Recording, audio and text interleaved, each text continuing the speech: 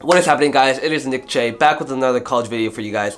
Today is a little something special I've been wanting to do for a little while now, and I'll be going through and reading my common application that got me accepted to Princeton, Northwestern, Vanderbilt, NYU, UC Berkeley, UT, and OU. A few disclaimers: you're going to want to stick around to the end of the video. I've got a special surprise that you're not going to want to miss.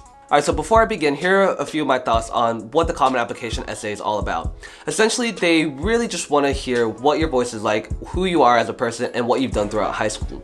Other than that, you have full freedoms to really write about anything you want, as long as it's within reasonable parameters.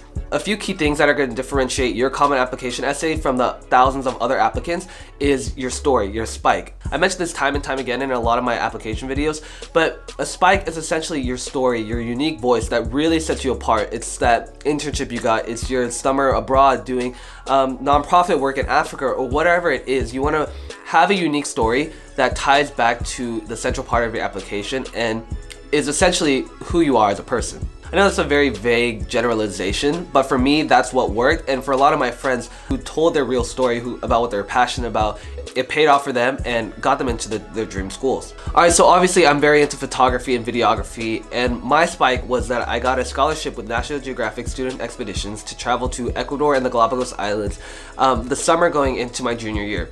This is a huge opportunity for me, and so many doors were opened up with that scholarship opportunity, and so that's essentially what I wrote my entire common application about. It was essentially about my journey as a photographer over the past few years. Alright, so let's just jump right into it. As far as I know, I don't think the common application prompts change too much year to year. So my prompt was: some students have a background, identity, interest, or talent that is so meaningful that they believe their application will be incomplete without it. If this sounds like you, then please share your story. 650 word limit. So when I was first looking through the prompts, I was very hesitant, unsure which one to choose, which one to write about, not knowing what my unique story would be. And it took me a long time. It took me several months drafting and rewriting and just going through a lot of revisions of this essay until I got it to exactly how I wanted. It took a lot of asking people, hey, can you read over my essays, teachers revising, and at times I would delete whole paragraphs, have to rewrite something brand new. And looking back, I don't regret it at all. I know it was a lot of time and it was a lot of work, but it paid off, and it's something that I'm really proud of. And college admissions counselors can see the authenticity of it and the work that I put into it, and that this was something I'm really passionate about and was my true story. It's gonna be a little cheesy reading my own essay, and yeah, it's a little weird for me to share this with you guys, but I mean, if it helps, then it helps, right? Candace is her name. A little bulkier than most, but has all the curves in the right places. Anywhere I go, she's right there with me, hand in hand. I was in the 8th grade when I met her, and oh boy, it was like love at first sight. As I walked into that vintage camera store and set eyes on the dusty Canon AE1 film camera on the middle shelf just above eye level, I knew we would be best friends for a long time to come. Ever since then, Candace has been my partner in crime as we work together to find a balanced exposure, compose the frame, and snap the perfect shot. That right there is called your attention grabber. This is the introduction to your essay that really entices the reader to continue reading. So obviously mine was a little funny. I used humor to kind of personify my camera as like a girl that I was like in love with, which is kind of weird or whatever, but it worked. It's funny, people read it and they laugh, they chuckle. At first you don't know who's Candace, like what is he talking about, and then you realize, oh, this is a camera, Candace the camera, ha ha ha. Photography has always been more than just taking a quick pic on my phone, slapping on a filter, and posting it on Instagram in hopes of likes and comments. Still images are so intensely personal. Anyone viewing the photo will have a different interpretation, shaped by his or her experiences, but only the photographer knows what was going on in their head when a single moment in time was frozen forever. It took me a long time to flip the switch between photography as a hobby and photography as a platform to share my experiences with the world around me, and it's almost even turned into a metaphor for my life. Are certain aspects of the subject of my shot where my focus should be elsewhere? Am I finding the right balance between shadows and highlights, or am I too focused on the darkness that I completely forget about the light in my life? Should I be looking at this in black and white or taking all colors into account? So this next paragraph kind of sets up what photography means to me. It's a metaphor for my life. It gives a little background on, I'm not just doing this for Instagram likes and comments. It's something that I'm passionate about, things like that. Over the years, Candace has served as a lens through which my perspective was constantly challenged. Through thick and thin, she stood by my side and eventually helped me earn an all-expenses-paid scholarship to Ecuador and the Galapagos Islands from National Geographic Student Expeditions. During our second week, after playing an arranged game of football with some children in the village, I leaned over to a spectating young boy and asked, "Hola, ¿cómo estás?" He looked up at me with pleasant surprise and replied, "¿Tú hablas español?" I'm sure it wasn't often the boy met a young Asian who could speak his language in a small village off the tourist path of Ecuador. After striking up a conversation and capturing an image of the boy, he came around to glance at my LCD screen, and the joy immediately illuminated his wide grin as if this may have been the first time he had seen a portrait of himself.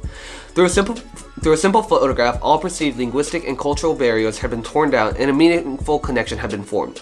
When I look back at this photo years from now, I may not remember who won the game, but I'll always remember the power of that child's smile and its lasting effect on me. So this next paragraph is essentially the spike, right? What I was saying in the beginning is that this is the story that you tell about a meaningful experience that you had and how your passions are related to this. So my passion with photography, I took a picture of this little boy after a football game, and he was so happy. There was a huge smile across his face, and it meant the world to me knowing that I was able to share this photo with him. And a genuine moment that admissions counselors realized that, okay, he's not doing this for a resume padding or anything else. Like, this is what he loves. And now the conclusion. They say you never forget your first love. Despite the fact that Candace remains retired in a drawer after years of demanding work, the experiences I've captured with her and the impact that photography has had on my outlook of life will last forever. It's little memories like this exchange with a young boy that have accumulated to shape the person I am today. When I look back at all the adventures of my short 17-year span lifetime, I've come to the realization that my journey with Candace has allowed me to capture the most meaningful moments, shine light on new perspectives, and live my life through a different lens.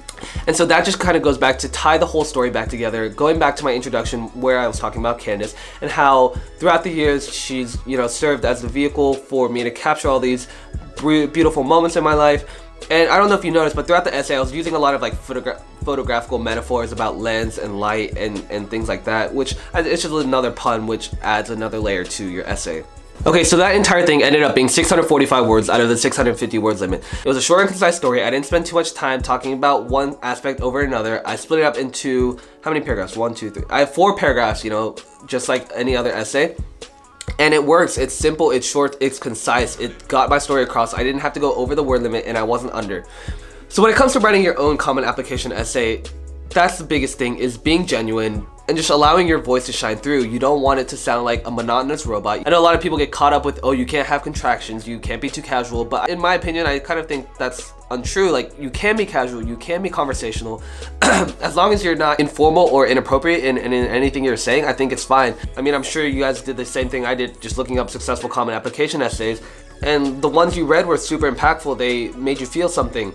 And so yeah, that's the biggest thing, making sure that the reader knows what story you're telling and that you're being authentic, that you're not bullshitting your words and not using like superfluous words that make you sound smarter than you actually are. And what I mean is, like, don't go and use thesource.com and find bigger words that are think you're gonna make you sound smarter, because I mean, that's just, no one cares, right? If the reader doesn't know what you're trying to say, then like they're not gonna be interested.